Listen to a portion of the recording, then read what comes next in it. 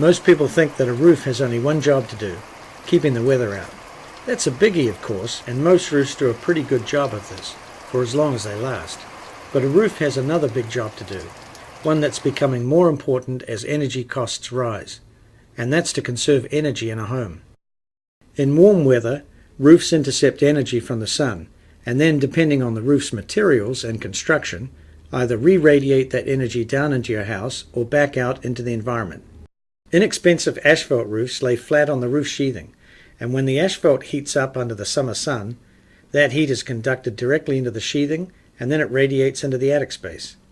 The energy in this super hot air, with temperatures as high as 130 degrees Fahrenheit, then continues down into the living space of the home, and you either suffer or you pay to cool your home to a livable temperature. Now that's one of the hidden costs of an inexpensive roof. Most metal shingles have a shape that lifts the panel off of the roof sheathing, creating an insulating airspace. How much difference does that make? The sun hits the shingle. The heat radiates out rather than being absorbed into the attic area.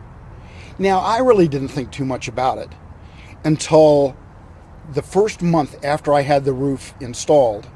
I get my electric bill and realize that I've got a 26% savings on my electricity the first month that I installed it. What we found in terms of how much heat is blocked by that air gap or that airspace, it's about 30% reduction in the heat gain by having that airspace. So that 30% less heat is getting through that roof assembly into the attic or into the home below.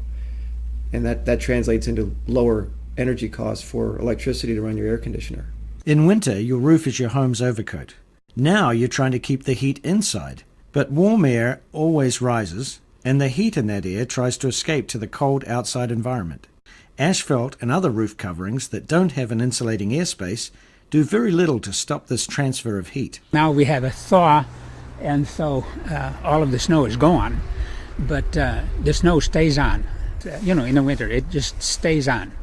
And so that indicates that there's not much loss of heat.